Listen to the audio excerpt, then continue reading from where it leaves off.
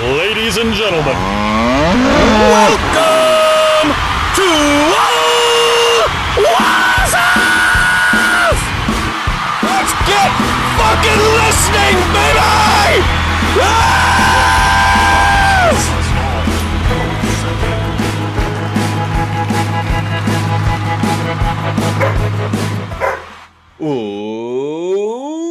Welcome to Ole Walls House. It's me. It's your man. It's your main man. It's Ole Walls. And I'm back again with you. Episode number 74 coming your way. I just want to say thank you to everybody. As always, like to start it out with a big thank you to everybody for watching, listening, coming to hang out with Ole Walls. Just stopping in to Ole Walls House, coming in, saying hi, grabbing a beer, sitting down, just chatting for a while. Only one of us chatting though, just me, just Ole Walls. So thank you guys. Appreciate all the support. You know the deal. Do that housekeeping if you could. Please rate, review, comment, subscribe, share, tell your friends, tell everybody. Remember, there's a couple places to subscribe now. You can subscribe on YouTube. You can subscribe on Spotify, Apple Pods, Google Pods, Amazon, wherever you listen or watch the show. Subscribe to it, share it, comment, give me a rating. All that stuff is very helpful. So this week, talking some golf, Cleveland Guardians baseball, of course. The NBA and NHL playoffs continue. We're in the finals of both. We got a decent fight weekend upcoming. My passing thoughts are coming. Trying to think what else we may touch on here. I think that's most of it. So without any further ado, let's just dive right into it. Let's get into the golf. Started off that Viktor Hovland is your winner at the Memorial Tournament this year. Jack's Tournament, Viktor Hovland has won a big event. Probably his first big win of any note. Quickly on the heels of Mr. Waiter last week saying that Viktor Hovland just doesn't have it. It doesn't have stones or whatever exactly it was that he said. He shot Mr. Hovland down pretty good. Yeah, his other 3 wins were the Puerto Rico Open, Mayakoba Golf Classic, and then the World Technology Championship, which was Mayakoba, I believe. Again, yes, Cabo San Lucas. So, yeah, and then this week, this is a win. This is a good win. Like I said, right on the heels, Matt Waiter said, no thank you. Viktor Hovland finishes 1 under in his final 3 holes. 17, one of the toughest holes on the course. 18, not easy either. And he goes 1 under through him to get himself into a playoff. Denny McCarthy, who was putting the fucking eyes out of the golf ball, loses in the playoff at 7 under. Scotty Scheffler, who had apparently went back to his house for the week to pack up and leave, apparently was forced to hang around a little longer. He misses the playoff by just 1. Let's start with Viktor Hovland before we move on to some other stuff. He was so dead on 18, it felt like, in regulation. And he hit a great shot in and 2-putted. I saw it on TV, and I was texting T-Man, and I was like, if I had to hit that shot, I would have smoked it right into the people standing there, and which is one of the obvious reasons why I'm not a professional golfer and why these guys are really good at what they do. But, man, that was a good shot with the circumstances. He got a good break, got a good lie in the rough. I mean, to win golf tournaments, you have to get good breaks. Like, if anybody ever tells you that you don't, they're idiots. But, man, what a finish for him. Big Vic. He's going to be one of the stalwarts on the Ryder Cup. Ryder Cup's been popping into my mind a little bit more. We're closing in on it. And it was good to see him get a good win. I kind of like the guy. I'm going to be, hoping he hits everything off the hosel in September. But, I can root for him kind of now. Denny McCarthy, nice run by him. That'll be hugely helpful to him. Where were how much he moved? He had to move up a ton in the FedEx. Of course, it doesn't say on the website. The PGA Tour website kind of sucks. The app is spotty at best, too. FedEx Cup standings.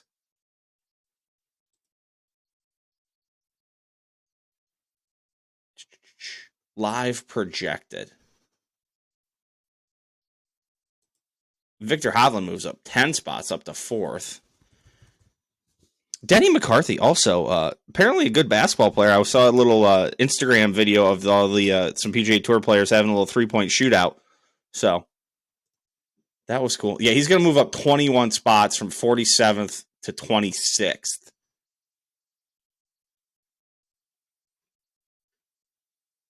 Right? Yep, there he is. Dude, every time I see Justin Rose's name on like PGA Tour stuff, I'm like, oh, he's not in LIV. Every time I think he's in LIV. So good week for him. At one point, let me see if I can get this. On the PGA Tour website, on the PGA Tour app, he gained for the weekend, for the whole week, Thursday through Sunday, he gained 11.27 shots on the greens. 11.27, which is weird because then if you go to Data Golf, it only has him plus 3.5 for the week.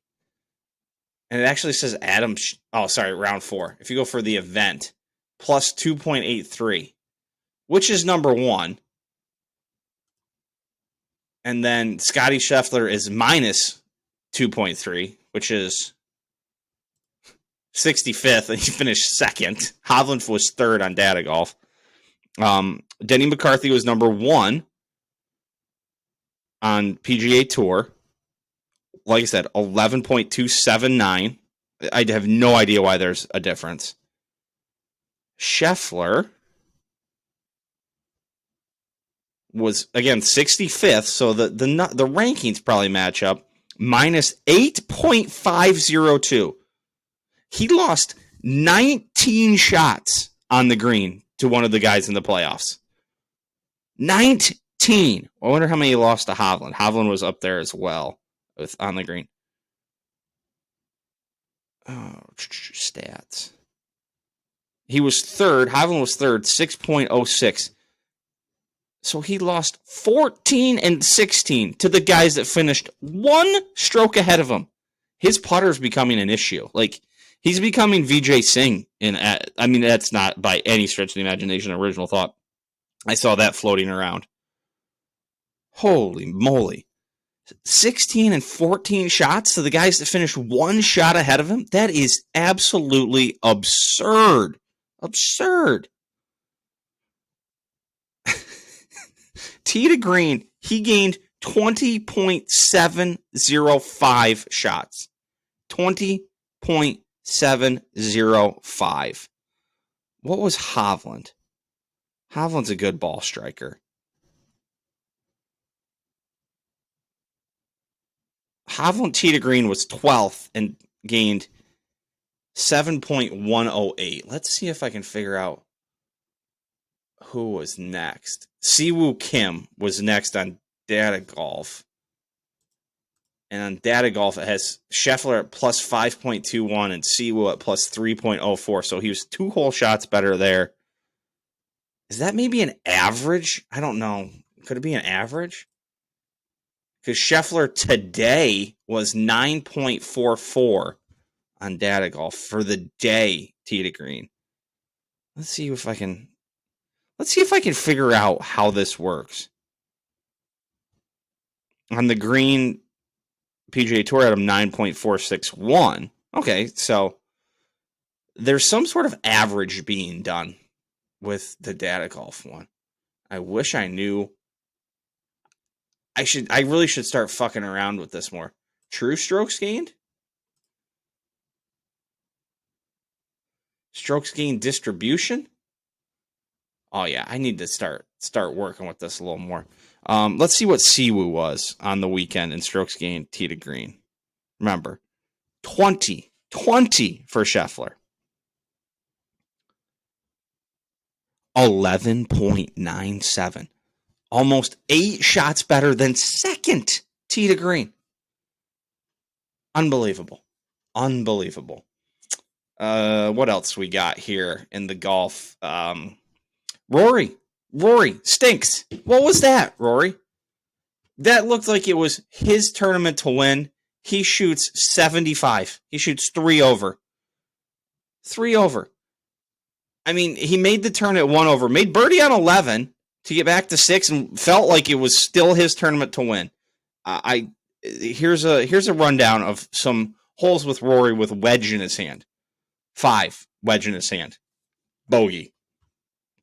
What did he do on 5? Let's look at it exactly. Play by play.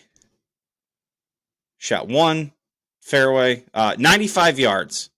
He had 95 yards to the hole. He hit it 104 yards to left intermediate and had 28 feet to the hole. Chipped it to 10 feet, missed it. 7, also had a wedge in his hand. That 5 was a par 5, by the way. That was a layup. 7, another par 5. Shot 3, 87 yards to the hole. 71 yards to left rough. 57 feet to the hole. Whew. Ends up making bogey. Chips to 6 feet, misses it. 13 also has a wedge in his hand. Hit it to 130 yards. Or sorry, hit it to 118 yards. Hit a shot 130 yards to 37 feet from the hole. Hits it up to 3 feet, whiffs it. 14, got another wedge in his hand. 135 yards to the hole, 136 yards to rear greenside bunker. 40 feet from the hole. All those were left again. The long left wedge miss, which is wild. I don't know. The long left wedge miss is absolutely a wild miss. Absolutely wild. Wyndham Clark had his moments. I think he ended up kind of falling down the leaderboard a little bit late. Yeah, he ended up shooting 76, but man, he made the turn 1 under, and then had a rough stretch coming in. Made 2 bogeys and 2 doubles out back, but that's a guy who, again, I mentioned Ryder Cup. That's a guy who's kind of hanging around in Ryder Cup standings, I think, like just on the outside. Where are we at?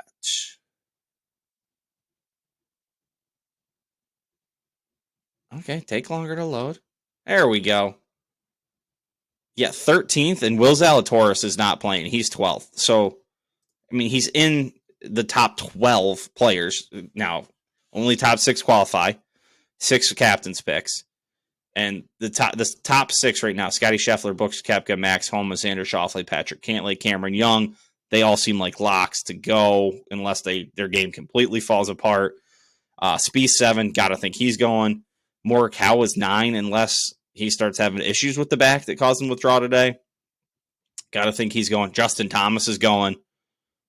So he's right there. I mean, Sam Burns is in that list. Kurt Kitayama. I think Kurt Kitayama is the only guy in the top 12 that you would say isn't really penciled in to be there. And then there's the Brooks question, but I think Brooks is going to end up on the team. So, okay. I'm trying to think. That's most of what I had for the golf. Let me just spin through the leaderboard, see if there's anybody else on here. Spieth, hanging around, just hanging around again. Not his best stuff, again, it didn't seem like, but 1 under today, 69, 72, 72, 71, never an over par round.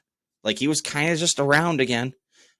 Ricky Fowler showed up for a bit today, and then he disappeared from coverage when he started making, he bogeyed his last 3 holes in. He had gotten it up to, did he ever get it to 4? No, he just got it to 3. But 3 for the day, so he got it to 5. Adam Scott was there. Adam Scott, I think, has quietly been having a decent year. Sam Burns was top 20. John Rahm got it going for a little bit today and then kind of fell back. So, fun tournament, though. Fun tournament. Another good elevated event. All right, that's all I have for golf. Let's move on. Hey, Cleveland Guardians had a winning week, ladies and gentlemen. A winning week from the Cleveland Guardians. I was saying going into the week it was going to be an important week. Had a 4-game road stand with the Minnesota Twins, the team leading the AL Central, and had a road series with the Baltimore Orioles. Won the series with the Orioles, split with the Twins. Can't complain with that. So a winning week. Won games 1 and 3 with the Orioles. The Bats came alive against the Orioles. They scored 5 runs twice, and they scored 12 runs on Wednesday. The Bats really came alive on Wednesday. Josh Naylor had 6 RBIs. I think they hadn't hit home runs in a week going into that game. So it was good to see the Bats get alive and to win a series. Then on Thursday, it looked like the Bats were going to stay hot. They ended up scoring six runs. Unfortunately, they gave up a 6-3 lead in the bottom of the 8th to the Twins, which was heartbreaking.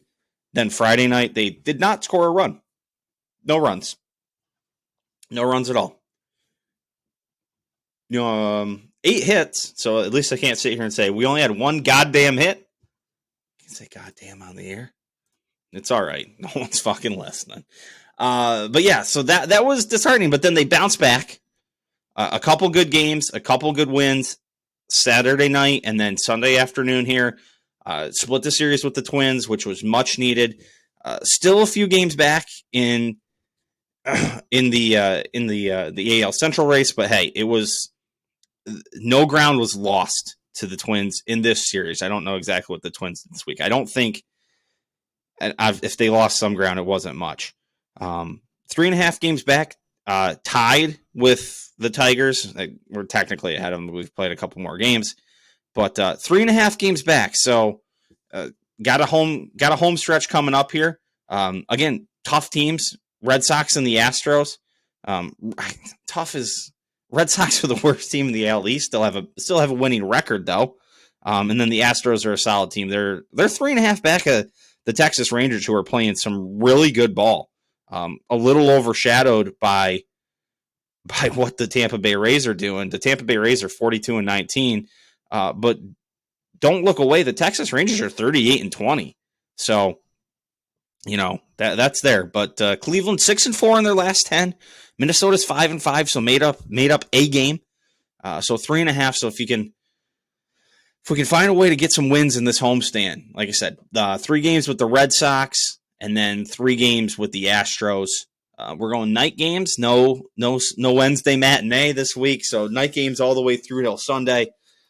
Kind of a big stretch here too. Another good thing from today, Tristan McKenzie was back and had himself a nice outing. Didn't give up a run, I believe. Let me double check. He did not get the win. Karinchak got the win. Clase got another save. I believe 19. I believe is the AL lead. Yeah, 5 innings, only gave up 1 hit, struck out 10, and only had 1 walk. So very nice to see him. That was his first start this year. Just came back after injury. I guess his velocity had been up a little bit from where it was last year. So that was good to see. Good to see. And Plesac got optioned down.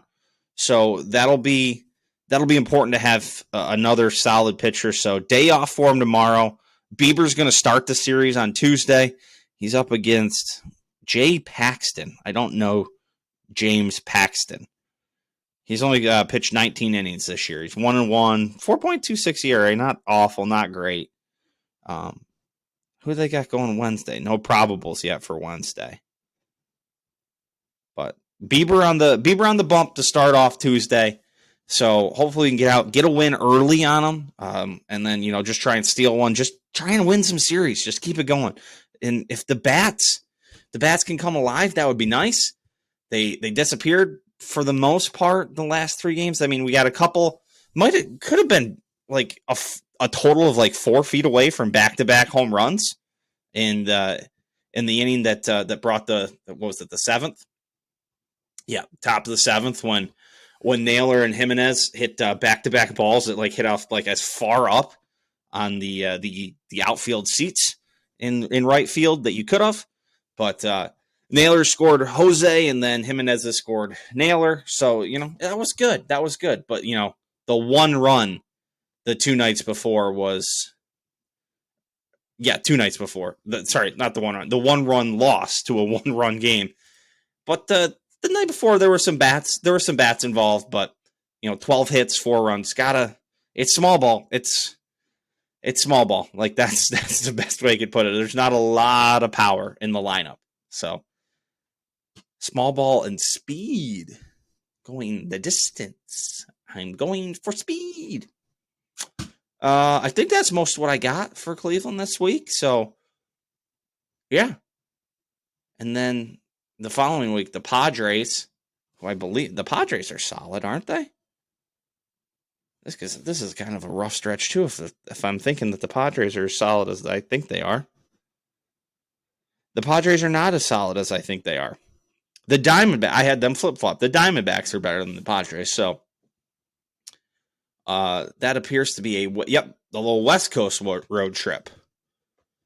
3 games with each the Padres and the Diamondbacks next week. Late games, may not see a whole lot of those when the starting time is 8:40 my time. Man, I'm in bed about that. So, all right, that's all I got for Cleveland this week. So, okay, over in the fighting world, the fight game, some may say, we got a weekend full of like decent fights. UFC 289. That's gonna be headlined by Amanda Nunes and Irene Aldana. Aldana filling in for Juliana Pena. And then in the co-main, Charles Oliveira and Beneil Dariush. Is this Oliveira's has he last fought? Oh, he last fought back in October. I was gonna say, is this his first fight back since losing to Makhachev? Yeah, it is. He'd been on an absolute tear.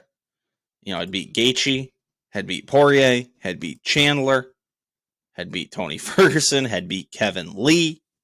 Before that, he beat Jared Gordon, Nick Lentz, David Timur, don't know that guy. Jim Miller, Christos Giagos, Clay Guida. And his last loss before Makhachev was 2017 to Paul Felder. 2017 to 2022 without a loss. And losing to Islam Makhachev, nothing to hang your hat at, but we'll see if he can bounce back and then get himself righted here against Dariush. That'll be interesting. Elsewhere on this card, like I said, this one wasn't one I was like itching for. Marc-Andre Barriault in a middleweight bout against Eric Anders. Nate Lindwehr versus Dan Ige. Mike Mallow versus Adam Fuggett. We're picking Fuggett. That's who we're picking. Let's take Anders, Ige, Fuggett. I'll take Oliveira. I think he bounces back, and then Amanda Nunes dominates the replacement. So that's the UFC for the week. Next week, Marvin Vettori and Jared Cannonier. That's a fun fight for just like the UFC on like the ESPN Plus cards. If I don't have anything going on next week, I'll probably check that out. Josh Emmett, Ilya Topuria. That's not a bad one either. I could find myself checking into that. Sean Strickland, Abdus Magomedov. Probably not doing too much for me or there. But then UFC 290 is where we start to find some things. Volk, Brandon Moreno, Robert Whitaker, Jalen Turner, and Dan Hooker, and Bo Nickel to kick off the card. He's fighting a man by the name of Trayshawn Gore. I wonder what Trayshawn brings to the table. His name is Mr. Vicious. He lost his previous 2 fights. I mean, won his previous fight, then lost his previous 2 before that. 3 fights in 2022. So I don't think Bo Nickel's getting too hard of fights for a couple here. But he can't be far away from like starting to get some like step up fights, if you will. So we'll see. A couple boxing matches. First one, Jaime Munguia and Sergey Derevyanchenko. Derevyanchenko had a nice run, like in 2017 into like 2019. He fought a close fight for the IBF middleweight title against Danny Jacobs. Lost that, but bounced back, got a win, and then Fought for the middleweight titles, the IBF and IBO, against Gennady Golovkin in a fight many thought he won. A very, very close fight that it seemed like Golovkin may have got some beneficial judging in. It was probably the first time Golovkin ever got that beneficial judging. Maybe second. He might have got it against Danny Jacobs, but very close fight. Then he lost again. He came out of that and got another fight for a title against Jermall Charlo, which may have been the last time Charlo fucking fought, for all I know. That was in September of 2020. I'm kidding slightly. But he's only fought once since. And then he lost again to Carlos Adames, which was not a good one. Bounced back with a win over Joshua Conley. So this is probably like his last shot at anything, unless he's just going to be the guy they just roll out there to use to get some people over. Jaime Munguia, he's 41-0, and you can run through a long list of names here. And Liam Smith might be the best name on his resume. Gary Spike O'Sullivan, the little twisty mustache. Gabe Rosado, Jimmy Kelly, like those are average names. Like, this seems to be one of the better guys he's fought. So we'll see if this does anything. I'm just reading Munguia. After facing Jimmy Kelly in June of 2022, he called out Jermall Charlo seeking a world title. He then went on to face Gonzalo Gaston Correa, who does not have a Wikipedia page, by the way. Jermall Charlo fought Derevyanchenko in September of 2020, which up to that point, he'd been fighting. In 2016, he fought twice, once in 17, twice in 18, twice in 19. You could forgive him for only fighting once in 2020. He didn't fight for almost another year after that, till June of 2021 against Juan Macias Montiel. That was nearly 2 years ago. That was June 19th of 2021. We are about 2 weeks away from him being 2 years without a fight. What the fuck is he doing? I don't know that his brother had been a lot more active, but he hasn't fought in over a year now when he beat Brian Castaño by KO.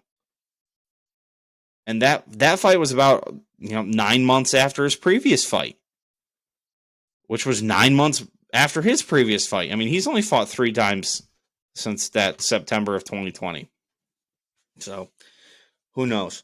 The better boxing match of the evening is Josh Taylor and Teofimo Lopez.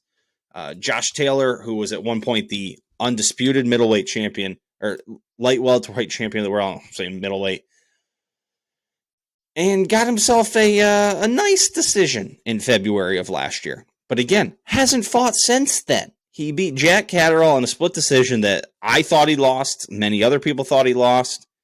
And it's not like he was a super active fighter before that. Again, he had last fought in May of 2021 before February of 2022. And he also happened to fight September 26th of 2020. That was a busy fucking day, apparently. Before that, again, we'll give him a little credit because, pandemic shit. Regis Prograis in 2019. So since 2020, this is only going to be his 4th fight. It's crazy. But this should be a good fight. He's fighting Teofimo Lopez. We'll see if Teofimo can get his shit together. Like, he had a rocket ship up his ass. Coming up fighting on ESPN, was knocking people out. And then beats Vasily Lomachenko for what was essentially the undisputed lightweight title. It wasn't because Devin Haney had a belt. There were some shenanigans with Lomachenko wanted to go fight a certain person. To do that, he had to drop the belt. They gave him this bullshit belt, blah, blah, blah, blah. Devin Haney gets it. He was essentially the undisputed lightweight champ after he beat Vasily Lomachenko. Then he goes and, again, doesn't fight for a year. There was a whole lot of shit with who was going to show the fight. It was supposed to be Triller. Ended up being a whole thing. They couldn't get dates and this and that and purse bids and fighting with Top Rank, his promoter, over their contract. And then he loses to Kambosos, and his personal life seems to be a mess. He talks a lot of shit. His dad's one of the most unbearable fucking people on the face of the earth. He comes back, beats Pedro Campa, Moves up to light welterweight, 140 from 135. Gets a split decision over Sandor Martin back in December. I will say at least he came back and fought quickly after his return in August of 2022, after taking, again, 9 months off. So it's going to be interesting to see which fighter we get from Teofimo. Do we get the guy who's motivated, who is knocking people out, who is looking like the next big thing? He's not a huge light welterweight, and Josh Taylor's a big guy for 140. So this is a very interesting fight. I'm very much looking forward to this one. I do plan on it's going to be ESPN. So my God, is fucking Muhammad Ali's grandkid on this card? Because if he is, Mark Kriegel's going to have to do like 87 pieces on him and, all this shit. But hopefully ESPN gets this one off before about 2 a.m. because I would like to watch it. I'm going to try to. If not, I'll catch it in the morning. But I'm excited for this one. I lean Josh Taylor. I think Josh Taylor's got some dog in him. And, I would have said that about Teofimo before, but I just don't know what's going on with him. So I like Josh Taylor in the fight. I like Jaime Munguia in the other one. And wouldn't be super shocked if Teofimo and Sergey Derevyanchenko won. So no real dogs in either of these fights. So I don't know who to tell you is going to win because I don't have a big rooting interest. But if I had a rooting interest, you'd know they'd be the ones that were going to lose. So, all right. Yeah, that's most of the fight game. Let's go over the NBA playoffs and the NHL playoffs. Let's start with the NHL playoffs. I've been told it was just a big win for the Vegas Golden Knights. Vegas Golden Knights get a 5-2 win in the opening game of the Stanley Cup Finals. They will play again on Monday night, a little shorter turnaround than the NBA, who needed fucking 4 days off or whatever it was. Yeah, so I think that's like the first time the Florida Panthers have lost in a while. They just swept in the conference finals. I'm not super, Duclair. I know Duclair for Florida. And Stahl, I remember him. He scored a couple of goals on the Flyers, I think. So yeah. So they play again. The Vegas Golden Knights. What's the line? Vegas at home -135. How about it? Let's see. I'm recording this Sunday night, so the Heat and the Nuggets are playing right now. Hopefully my volume isn't going to blow your guys' ears off. We'll mute that real quick. Jokic had a triple-double in the first game, I believe. I mean, when doesn't he? They led as many as 24. But the stat that really jumped out to me from the first game, what jumped out to me from the first game is how much they did not have an answer for Jokic. But the stat that jumped out to me was, where'd it go? It was free throws. I got to find the Denver shot 20 free throws. Miami shot 2. Denver went 16 of 20. Miami went 2 of 2. Denver won by 11. They scored 14 more points from the free throw line. That's it. They got to the line. And got free points. They call them free throws for a reason. Because if you can get to the line, you should get some free fucking points. So yeah, that was a lot. And like Jokic didn't even blow it out of the water. 27, 10, and 14, and a steal and a block. Like I feel like he'd have more. But that dude's incredible. Absolutely incredible. He was -150. I think I saw it at one point to have a triple-double tonight. -150. -150. Absolutely absurd. What's he got so far tonight? 13, 4, and 3. They're up 6 at halftime. Ooh, it's going to be a tight one, maybe. Probably not. He'll probably end up with, getting all that in the next fucking quarter. So, yeah. When was the last game? So, it's Sunday night. They played on, Thursday? Yeah, Thursday. So, Friday, Saturday off. I know they probably wanted to get get away from the Friday, Saturday TV windows for the first couple of games. They play again Wednesday, so Monday, Tuesday off again. It's weird that they like start ramping it up towards the end. And then game 4 is Friday, so just one day off. But then they go again to Monday, so Saturday, Sunday off again, so 2 more days off. And then it's a Thursday. And then it's a Sunday. Yeah, it's all TV window. They're going Monday, Thursday. Is that Kevin Love? Kevin Love is on the Heat? I've watched a couple of Heat postseason games, and I did not realize Kevin Love was on the Heat. 3-point percentage. Ooh, the Heat, 8 of 17 in the first half. That's a big... I think they really struggled to shoot the 3 in the first game. Let me go back and look.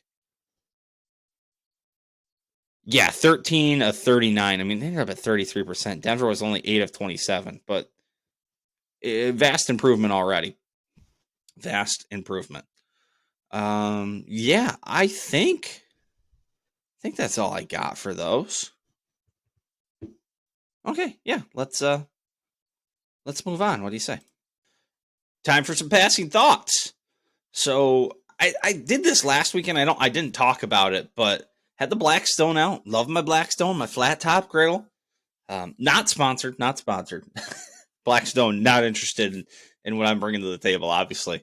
But I'm interested in what they're bringing to the table because I made some wonderful cheesesteaks. You know, you shave up the ribeye. I do supplement with a little sirloin, so I can make it a little more price conscious. You don't have to get the greatest quality ribeye, which is nice. But then you just get a little sirloin. All he has these great 3-pack sirloins, and you just go mostly ribeye, but then you get a little of that just to give it a little fill. I know there's people out there that are going to just be beating me over the head for saying I do that. But the key to slicing, get a little frozen. You can't have it too frozen because then you can't cut it. But you can't have it like not room temp, but just out of the fridge because then it's too hard to slice thin. So get it a little frozen. You can shave it down real nice. Get some onions in there. I know I break tradition. I can throw some peppers in there as well. And it's tough to find like the exact kind of roll out here in the world. Out here in the Midwest, they don't really have it. Also made a hash brown, scrambled eggs, bacon, sausage, cheese, onions, peppers mixture. That was fucking delicious too. Get a little hot sauce on there, a little Cholula, a little sour cream on top, a little. You could even go a little salsa if you're looking to really spice things up. Add a little flavor to it. That was delicious. Love the Blackstone, man. You can do so much. You can do that. You can do my world famous smash burgers. Yeah, they're my world famous smash burgers now. Yeah, so that good cooking and good eats last weekend. Made a pizza tonight. We have a little pizza stone. Made a little pizza. Pizza. You know what pizza is. In the weekly, I don't like how old I'm starting to feel segment of the podcast. State Farm has some commercials out, and it's got Jalen Rose in it, and he's talking about old school shorts. And I'm like, oh, these dudes are going to have their shorts hiked up, almost to their balls. No. Old school shorts are baggy shorts now. I was hurt. Bad. I was hurt real bad. I don't know how to feel. I don't know how to feel that baggy shorts are old school shorts. It is funny, like baggy shorts are not in. Not one bit. And I remember, gosh, this was probably 07, maybe 06. 06 to like 2010, these things started to get phased in. Were they Nike? I think they were Nike jerseys. I remember Syracuse had them. Cincinnati, maybe Xavier, some other schools, and they had very tight tops, and they were thinner through the shoulders, whatever those things are called, and then very baggy shorts, and that was like the new the new uniform going around college basketball. And now you're seeing dudes rolling their shorts up and they're wearing them way up their thigh. Like they're just reverting back. Everything's time is a flat circle, right? The Matthew McConaughey thing, like everything's just a circle. It's all reverting back. It's all reverting back. Can't believe it. I can't believe it. Old school shorts. Baggy shorts are old school shorts. We couldn't get our shorts baggy enough in little middle of the nowhere, Towanda, Pennsylvania, for basketball. We got team practice shorts and they were too short. We all fucking hated it. We're like, we gotta get bigger shorts. These things are really climbing up there. Oh God. All right, what have I been watching? Been watching some Modern Family with the roommate. That is a funny show. I think we just finished season 1. We've been watching it for, I don't know, a couple weeks now. That's a good show. I'd never seen it. There's like 11 seasons, so hopefully it doesn't get bad. But season 1 was fantastic. Very funny. I love like all the characters. Like usually there's a character you absolutely hate. Don't have one of those at the moment. Like them all. That was really good. Watched the final season of Ted Lasso.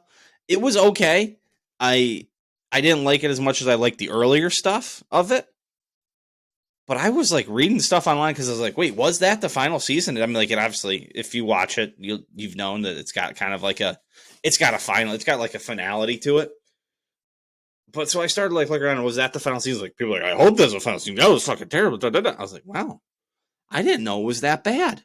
I thought it was like, again, not the quality of previous seasons, but it was still all right.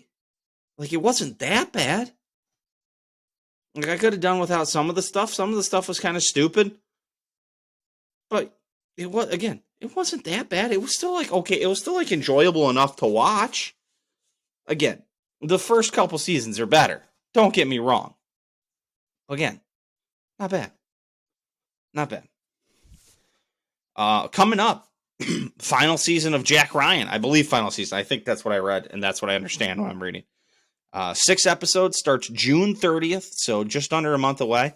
They're not releasing it all at one bunch. They're going to release it in 2 episodes a week for 3 weeks. So the 30th, the 7th, or the 30th, the 6th, and the 13th, or something like that. So 2 at a time. So I'll be looking forward to that. I thought I saw something on Jack Reacher season 2. Oh, I must have just seen it's not coming in June. That was like the announcement.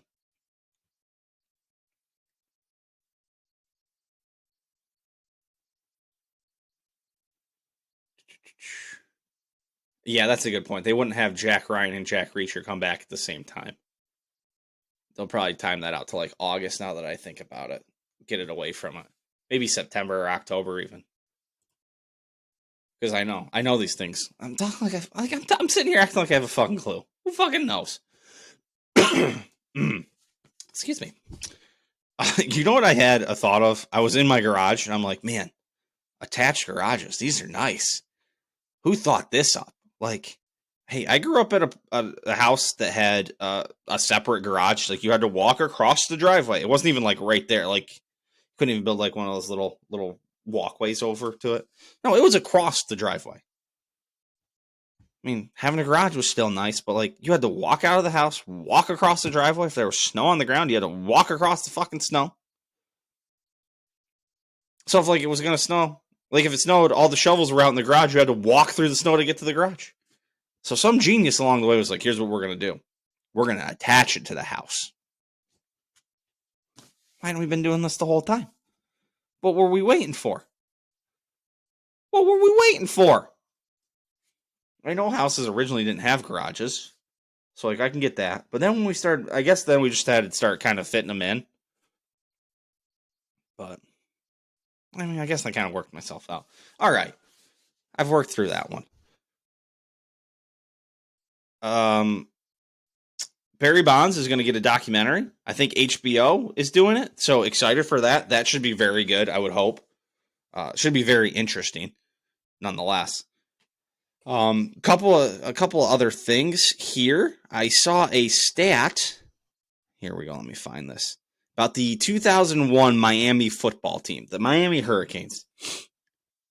They would have gone 8-4 that year if the offense never scored a touchdown. 8-4 if the offense never scored a touchdown. And by the way, the offense scored 50 touchdowns that year in 12 games. 50. What is that? What's that break out to? Oops. 4 touchdowns, a little over 4 touchdowns a game, with obviously the defense was scoring a lot of them. So that was mightily impressive. Also saw, where are we at? Yeezys will be back on sale. Adidas has resumed sales of Yeezys. It's Kanye-Yee partnership. Months after cutting a tie. Adidas is the second largest sportswear by revenue. Yeezy, its Yee brand, was one of Adidas' best-selling, generating approximately 8% of its revenue. Amid backlash against Yee over anti-Semitic comments, Adidas cut ties with him and stopped selling Yeezys.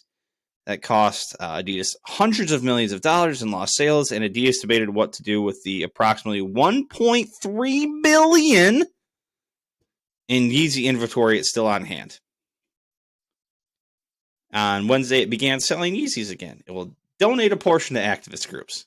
So just remember, when all these fucking corporations and everybody lectures you about we're responsible, fuck them.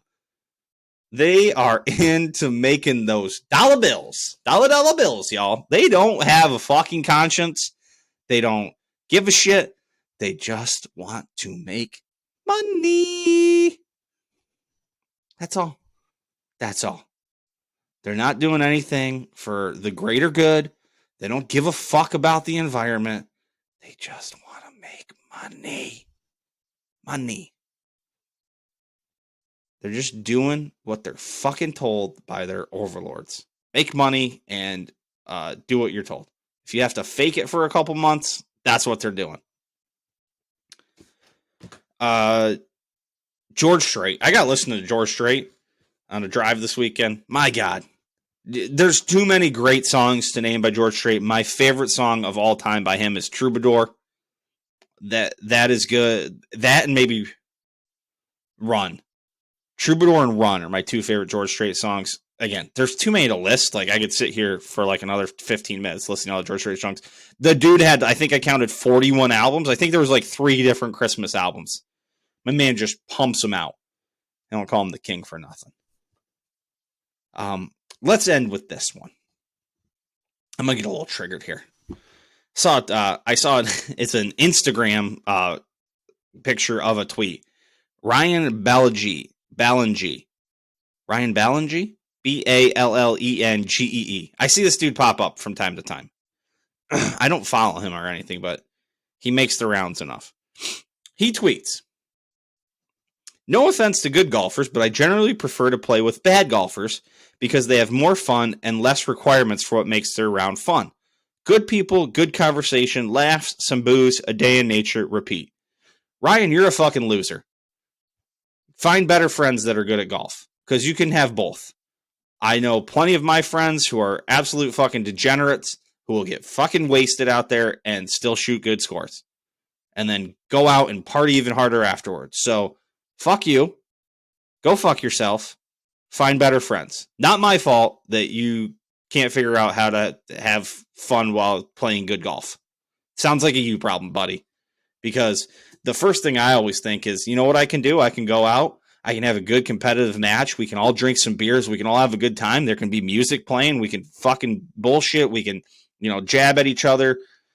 And we can also all play good golf. Or I can just go play with the shittiest guys I know, and they can run the fucking carts into each other and try and do wheelies and fucking shoot 86 on the front 9. Tough one. All right. That's it. Let's go wrap this thing up. Closing time, everybody. So again, thank you so much for everybody for listening. Thank you. As always, thank you to producer Kevin, producer/Booker Kevin now. He did help put together the segment last week for us. So thank you, man. back again next week. Working on something as long as schedules work out, trying to do a U.S. Open preview. We'll record that at some point in this coming week.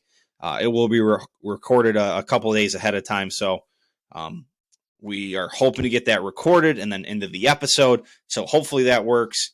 And we have that for you. A couple doing a kind of a round table, if you will, is the idea. So hopefully that gets done. Back next week, NBA playoffs, NHL playoffs, U.S. Open preview, hopefully. Fights to talk about. So a lot of good stuff to talk about again next week. So can't wait. And then, until then, peace.